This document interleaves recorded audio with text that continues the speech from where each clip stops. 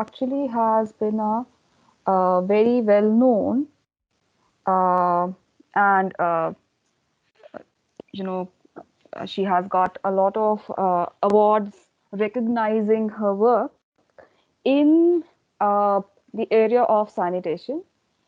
And incidentally, she happens to be a person who has actually, looked at different types of, or she has held different types of job profiles. She has always been an entrepreneur, though. So, one thing that, despite the fact that our theme for today's class does talk about, uh, you know, issues related to how once one has a green innovation which has been passed on to you, and that was the entire conversation that we have been having for the entire last week, that what is the firm's incentive to innovate or get an innovation there.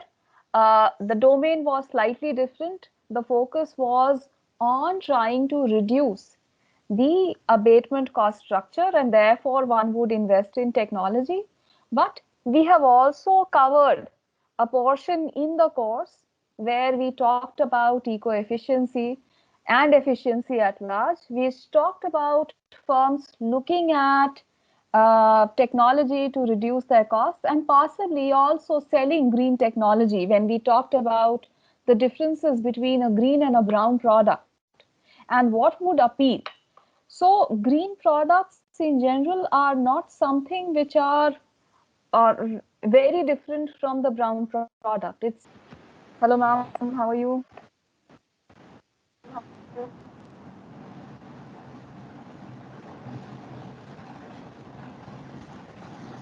Hello, ma'am. I hope you can hear me. Yes, yes, I can hear you, but I don't know whether I am muted. Yes, I am No, no, muted. no. We can hear you. Okay, right. So, I'll switch on my camera also so people can see me. being or an awardee of several prizes and critical acclaims for all your work in the sanitation domain, you have actually been an entrepreneur throughout your career, where you started something which was very, very different from what you are engaged in right now, which was, if you can guess, uh, happened to be jewelry designing, which is very different from the biodigester and biotoilets business.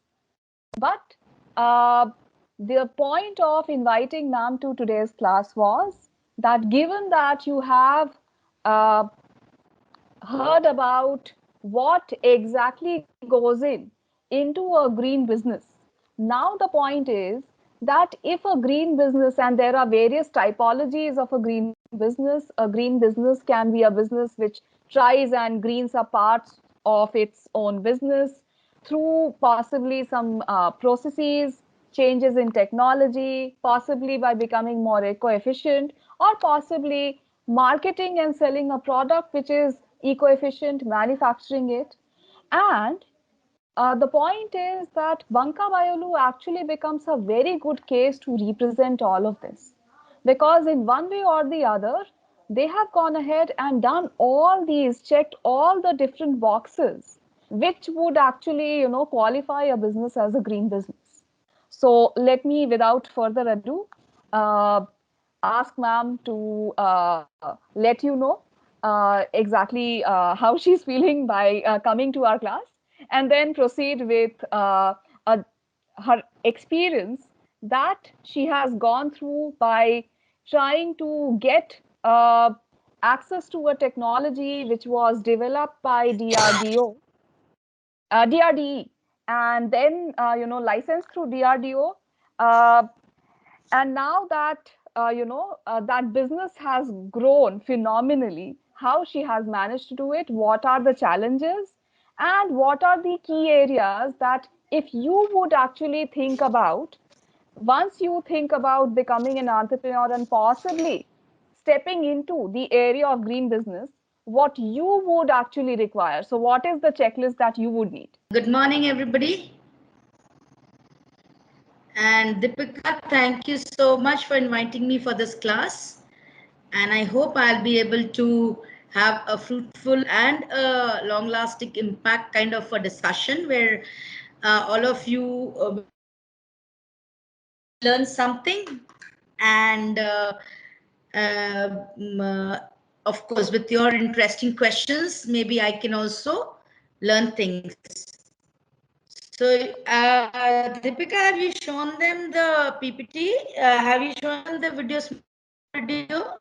Yes, ma'am. I Hello? have shared the video with them, so they have seen the video. Okay, great. So, so we can start now. So, I would like to start with just introducing myself, and then we'll take it as it flows. So I'm Namita Banka. I'm the founder and the managing director of Banka BioLoo, which is a company based in Hyderabad, working on water and sanitation space, especially providing services and products in the area of improving the basic sanitation needs of people. And our focus and vision, of course, was to reach out to as many as places as we could from any locations where there is no facility available at all. And so today we have done like we have done services from Kanyakumari to Kashmir, and from Mumbai side to Meghalaya. So we have worked all across India in very, very difficult situations. And to tell you, it has been a really learning experience for me as an entrepreneur and as a person, because I, as an urbanite, never understood what it goes through every day morning to not have a toilet in the house. So that is what I learned in a big way, and I just thank God that I am a bit privileged to have a own toilet myself in my house. So that was the learning, the first learning that I had, and that's the change in the whole perspective of doing my business also. It helped me to make it in a mission mode, that if I'm not able to reach, at least others should be able to reach. So creating a sustainable business model which proved that this can be a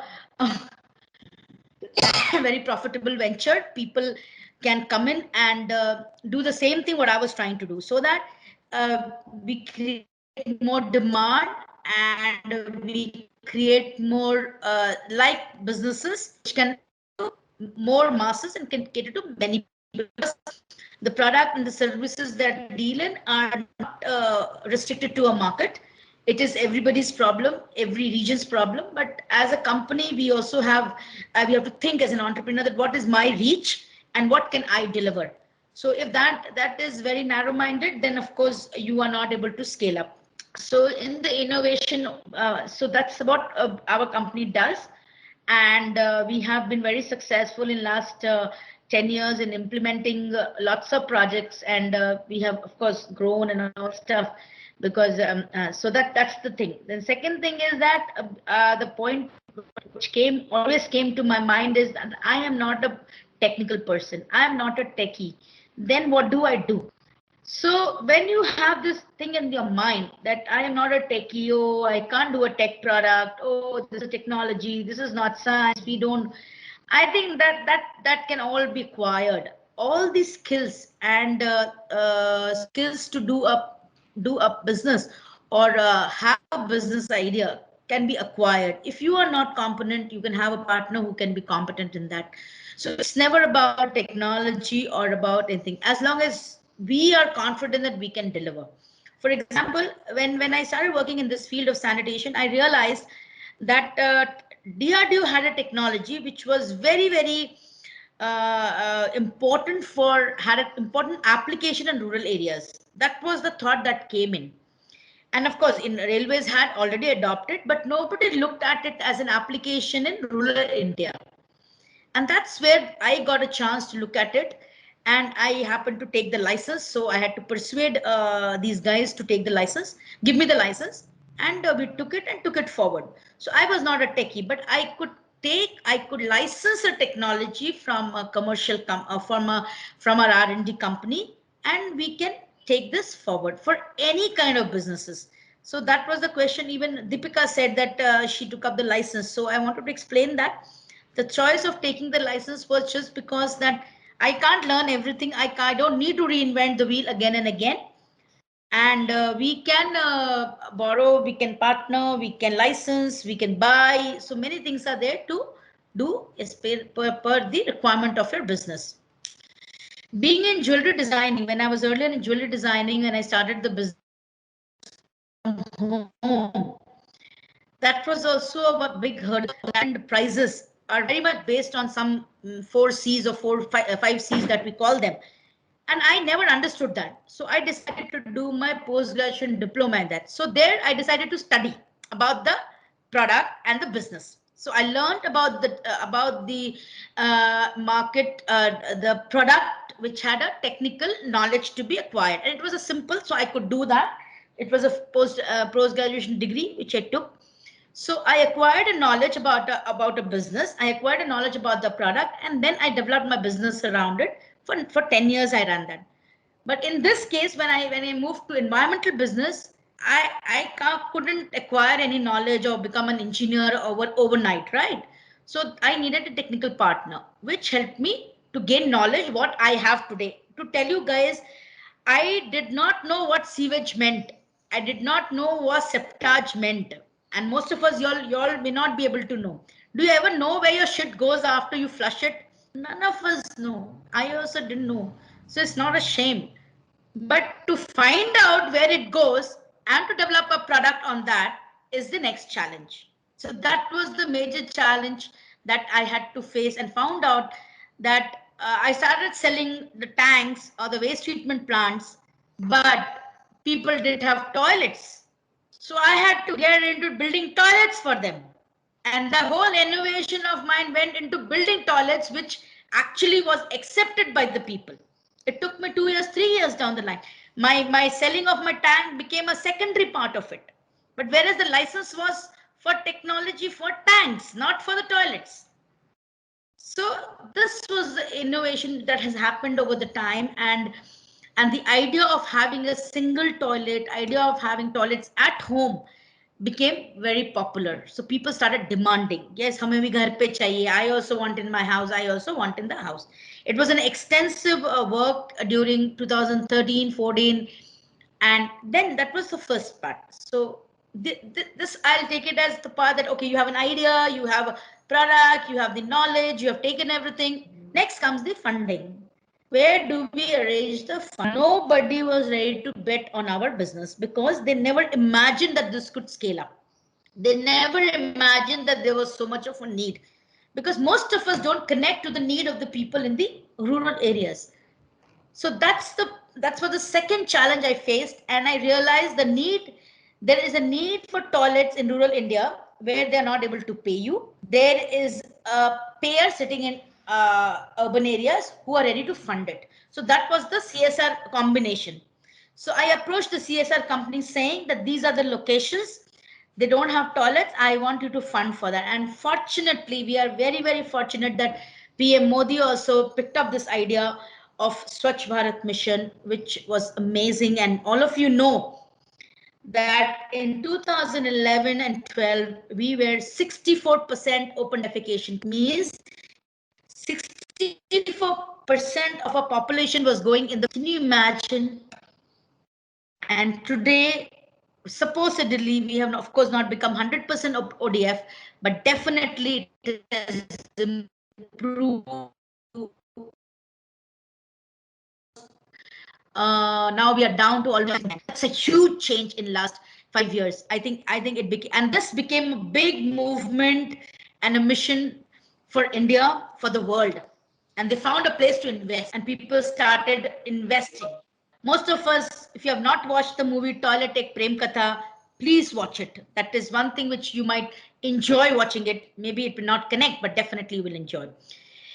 So that's the second innovation that we did, that yes, we had to reach out to a maximum people with the technology. So here now, Deepika asked me one question: how do we choose to being a green company?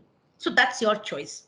Being a green company, how do you adopt all the activities that you do, which leads to sustainability and which leads to uh, eco consciousness. I would say not eco friendly anymore, eco consciousness, because when you are deploying a product or deploying a services, if you integrate eco consciousness in that, I think you go a long way to sustainability. For example, we do a lot of services for Indian Railways, cleaning of the toilets. Simple as that. It's just cleaning. So you may ask me, ma'am, what is green in this? Yes, there is no green in this.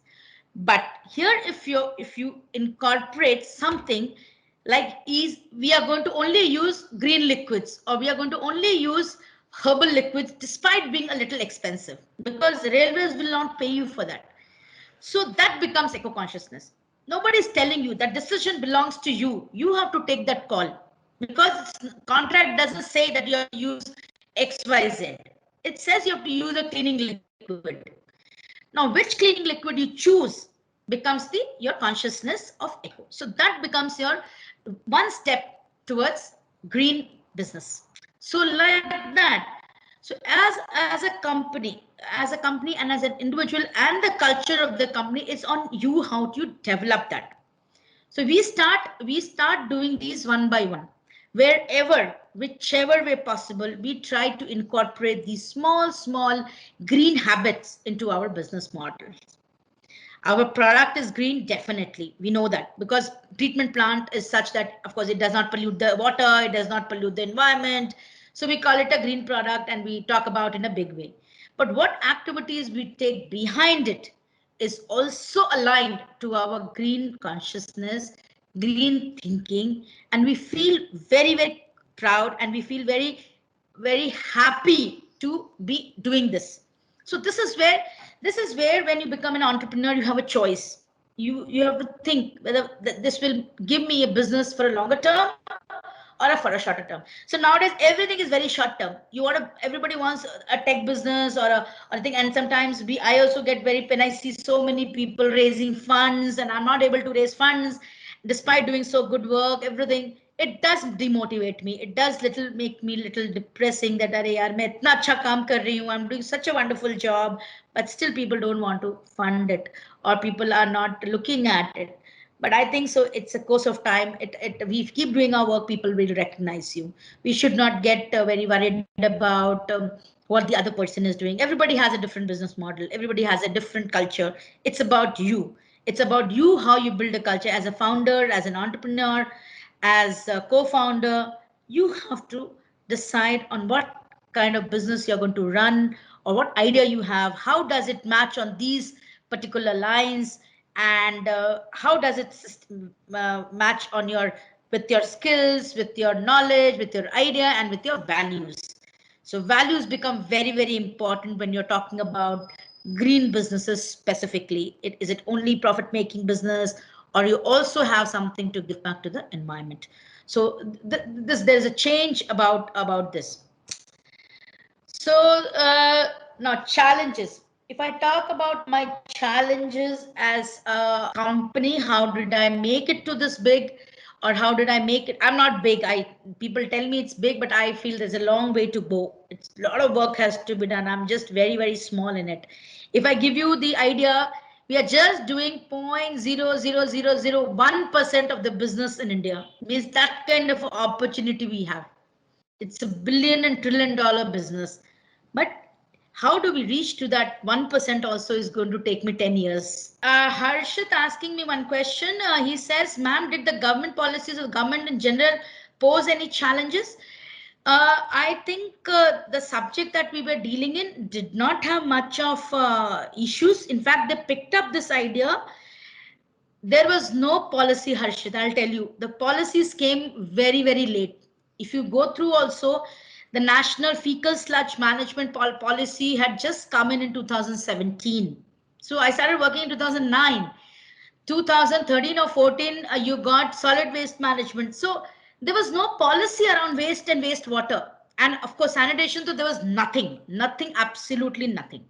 So they did not pose it. They actually helped us when they got to know about this problem in a big way, and they also started doing a lot of research.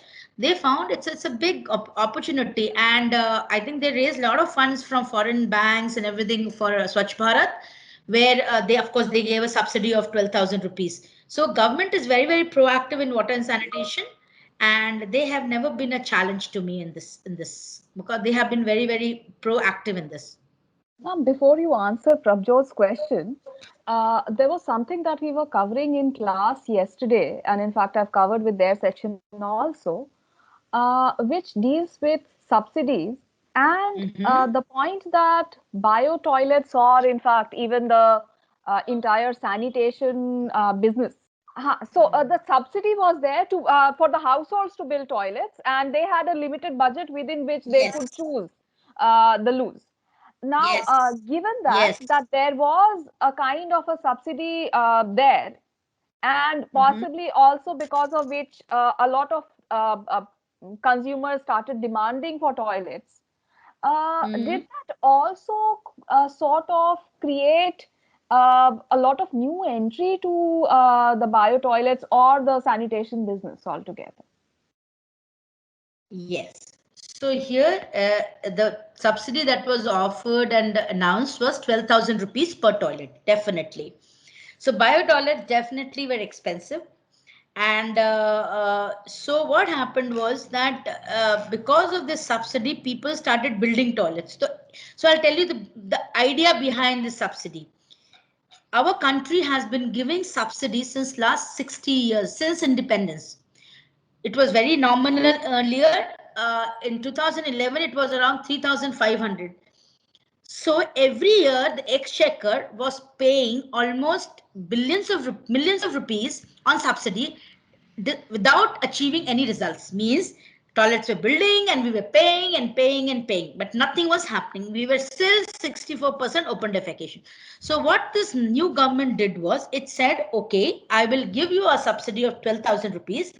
After this, there will be no budget allocation for this particular scheme. So Mhm. 2019, the Swachh Bharat funding for toilets have been closed. Okay. Now, if anybody wants money in that, they will not get. So people, and it became mandatory to build toilets in rural areas. Every house had to have a toilet. Now, if they are seen going outside and defecating, they are going to be fined and penalized. Mhm. Okay. So 12,000 was just an incentive for them to build toilet. They could build the toilet in lower cost, or they could build it in more cost. That was none of the government's or this, and it opened up the whole concept of design. They said do whatever you want. It told everybody, every panchayat, every district, build a toilet with a. It should mandatory. It should have a pan.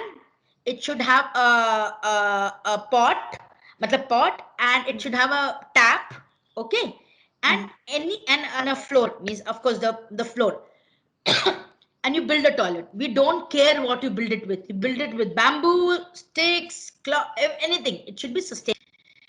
That helped people to build toilets. So millions were built. Millions. Crores. I think 12, and money was also dispersed. It became more transparent also, because government has been doing all this internet and live geotagging and all that. So a lot of this thing happened, and I feel today because of this, at least a new era for toilets have started, because people get used to using toilet. So if anything breaks, they are going to buy. Anything happens to the toilet, they're going to build. So people will start investing on their own. The subsidy concept is gone in toilets. There will be no more subsidies for toilets, and in fact government is going to fine if you are going to go outside. So that is the situation right now. So subsidy never a good idea for any scheme to be implemented, or we should run behind that scheme. It never works like that. Once the scheme is over, things are over. So, Prabhjot is asking, is green business overall a better option than normal business? Yeah. So green business, I am very difficult to answer this, because everybody cannot have a green business. But green business is nothing. Like again, I told you, no, you may not have a product which is green, but you can have a consciousness which shows that you are adopting other green products in your own company. So you are a seller of one product, but you're a consumer of 99 products.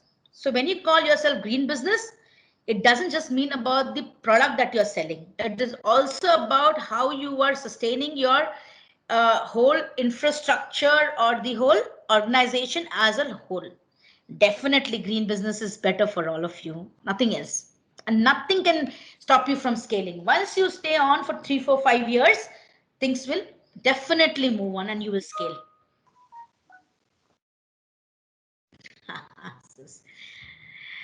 So Bharat says, what kind of innovation and technology were adopted towards this mission? So the first technology that we adopted was the DRDO biodigester technology, which is a simple tank technology where the tank has a bacteria culture developed by DRDO, and we as a license holder, we supply it to the with the tanks. So tank is almost the size of like a Syntex tank or something. I think if you've seen the video, you'll be able to see those yellow color tanks. And that when we install it behind your toilets, the waste goes to the toilet, and it can be digested, and only water or carbon just improvised a bit of sizes, bit of internal designs, and bit of of we all manufacture it in-house every month.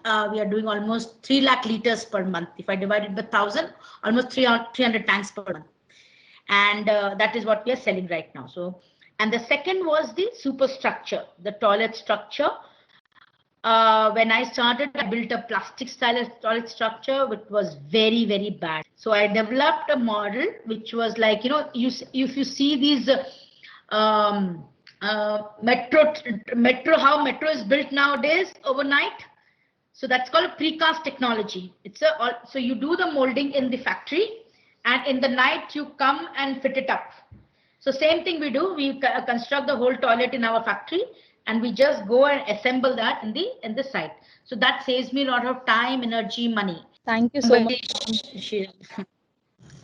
Yeah, ma'am. Thank you so much for initiating this talk with us and spreading your knowledge on the startup ideas and overall development of our environment.